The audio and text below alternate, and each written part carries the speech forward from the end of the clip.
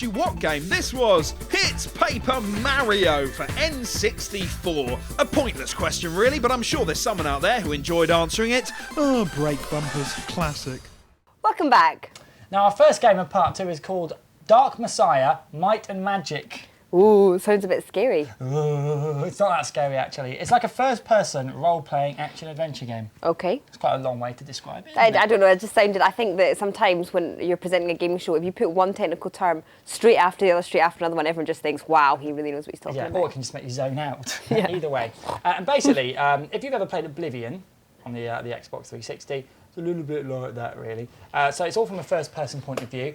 You get to do a lot of sword fighting with this game, and you get to do a lot of magic as well. Now, you can either be really stealthy and play this game like you were playing Thief or some other game like that, yeah. Or you can literally just go around stabbing and impaling everything, which is possibly more fun, actually. The controls are very similar to Oblivion as well. You've got the left mouse button is attack. You can hold it down to do special attacks. The right mouse button is to block.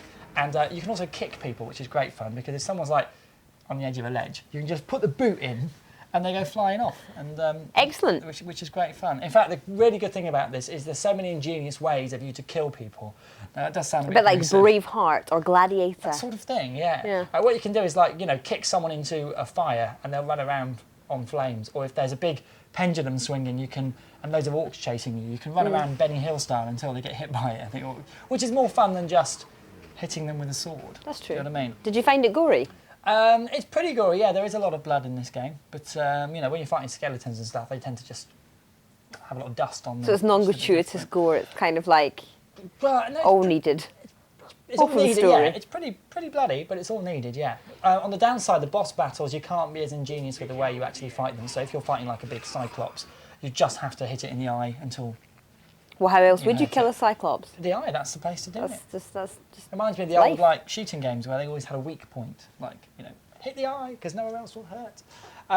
What else is in this game? Oh yeah, loads of upgrading as well. As you play this game, you can, being a role-playing game, you can upgrade your character as well. You've sort of got a tree that splits off in 3 ways, so you can upgrade the way you want to play it. So as I said earlier, if you want to be stealthy, you can upgrade all your stealth. If you want to be like a magician and use loads of magic that men shouldn't be able to use, be all mystical, you can do that. Or if you just want to be some sort of big barbarian guy with a massive sword, then you can do that as well. I was going to say, so what is the upgrade for the magical guy? Like, there you go, here's a big white rabbit. Yeah, a big top hat. Bunch of flowers. Bunch of flowers, yeah. What's this doing here? Ow, me hurts. Sorry. Ouch. Never cracking a joke in front of you again. She's quite tough, aren't you? Get off. Multiplayer mode as well on this. You've got a multiplayer in there as well. So once you've finished the single player campaign, you can go in there and have a bit of a multiplayer brawl as well, which is all good fun. I think this is a really fun, good game. It looks fantastic as well. It uses the Half-Life 2 engine, actually. So you can play around with all the physics there, throwing boxes at people, and as I say, kicking people is a lot of fun. A real lot of fun. And the combat's great as well.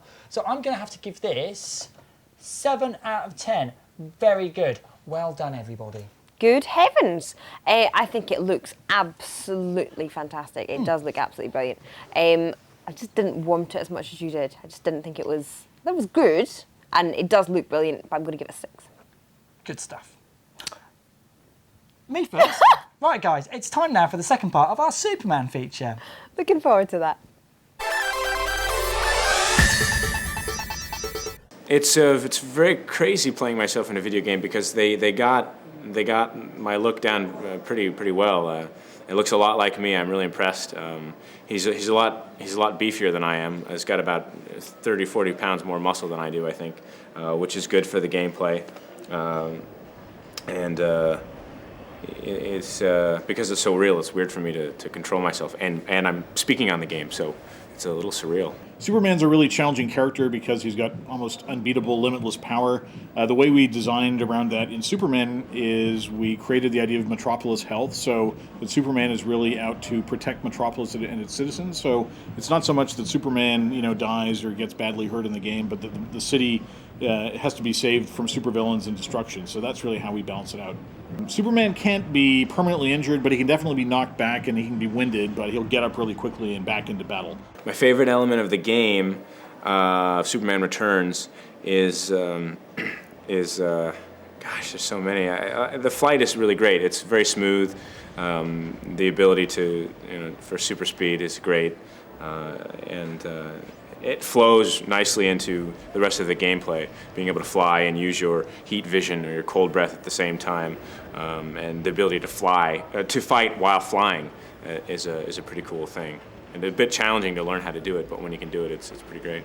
If you played Superman Returns all the way through with the huge open world, 80 square miles, thousands of buildings, it's at least 15 hours of gameplay with all the unlockables, mini games, supervillains, and characters. It's a really huge open world. Superman Returns is coming out on the X360, the PS2, the Xbox, the Nintendo DS, and the Game Boy Advance. The big difference between the X360 and the PS2 and Xbox is that it's kind of a slightly scaled down world, but it's really all the same experience. I mean, the world is just as big. We have the same villains, the same combat. It's just slightly less detail. And on the DS and the Game Boy Advance, they're actually completely different games. So if you buy both games, if you buy a handheld game and you buy one of the console games, they're different. It's quite challenging to make the game on all the different platforms, but I think we're very happy with the results, and we aimed really high, and I think we've ended up with a really fun, playable game that really brings to life Superman and the world of Superman. Right, Kate, it's now time to look at some browsers. Do you know something? I really hate that, right? Because I love going shopping, but I hate it when the shop assistants keep on saying to me, do you need any help? No, I'm just browsing. I think that's because you look a bit dodgy and they think you might be a shoplifter. I should stop wearing that long raincoat, shouldn't I? Yeah, she doesn't try to work out, lift those shops, get some big muscles.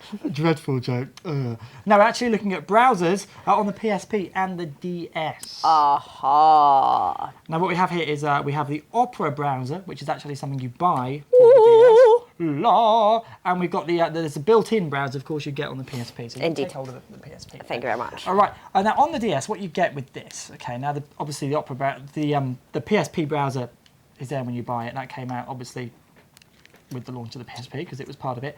With the DS browser, you actually get two things you'll get in the cartridge. You'll get the actual browser on the little, I don't even know what you call this. Card? No, it's not a cartridge, so that slots into the top. Then you get this memory expansion that goes into the DS because the DS, it hasn't got enough memory to actually cope with all the pictures and all the information that's being downloaded onto it. You get this. So that just plugs in. If your wireless settings are already set up for your home, you're ready to go. If not, you can connect to any coffee shop or wireless access point or hotspot. Ooh, I wonder if Bob Holness is about ready for people to step on his hotspot. Once you're on there, you can get on the internet. Now, this has got pros and cons, this. It does support text, it does support pictures, however, it doesn't support anything that plugs in to web pages. So no Java, no sound files, no movies. So really, this is only really useful for getting information. That's a real pain, because for me, one of the things that I spend most of my time on is certain sites where upon people might download their own videos. Don't get the wrong idea when I say that now. I mean things to do with, tubes and you and that kind of thing. I understand, yeah. So that means that that's just pointless.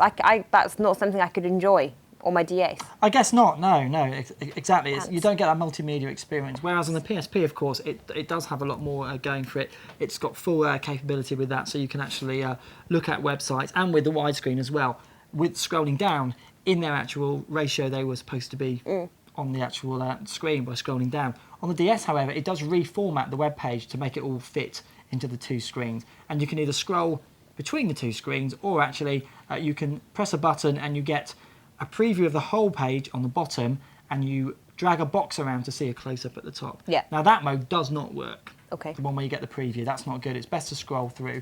Really, if we're going to give these a score, I'd have to give the DS browser 5 out of 10. It works, but only for certain things. Only really if you want to get bare information, and you can use WAP for that on your phone, to be honest. PSP does a much better job. Still don't think it's there yet. I'm going to give that 6. 6? I know what you mean. Yes, I'm going to agree with you about that. It's kind of, yes, you're right. It serves a purpose. Yes, it works. It's a 5. It's very bog standard. Doesn't do anything spectacular. I think this provides a little bit more information than, for example, I'm a Mac user, which is, sorry everybody. And for me, if I want to use my email and stuff like that, which I think is kind of quite complicated. There's a lot on the page to cram in. It does work for me, so I'm going to give it a 7. Basically, it depends which one you want to go for, really. I mean, if you've got a DS, you want to get on the internet, use the DS one. If you've got a PSP, of course, use that. If you've got both, no point in getting the DS browser because it's all in the PSP, isn't it, Kate? Exactamundo. Now, for those of you who don't use our Gamers mini site, shame on you, but if you do want to check it out, it's rapturetv.com/gamers.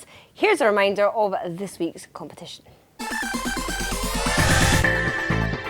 Hey, don't disrespect me, because on this week's Gamers competition you can win a copy of The Sopranos for the PS2, and yep, you've guessed it, a brand new PS2 to play it on. For your chance of winning this excellent prize, you just need to answer this simple question. What is the name of the lead character in The Sopranos? Is it A, Tony Soprano, B, Tony the Tiger, or C, Tony Tone? Text Gamers plus your answer A, B, or K to 63222. Good luck. Remember, folks, this is an 18 game, so you've got to be over 18 to enter. Okay, it's time for the scores. Indeed, this week's Gamers Game of the Week is... Shock horror. It's a tie. Capcom Classics Collection and Dark Messiah have tied. So which one should you be? I think I should be Capcom. Because you can say it, and I'll be Dark Messiah. Let's do paper, scissors, stone, and see who's the winner. And 1, 2, 3. You've blunted my scissors, so that means the winner is...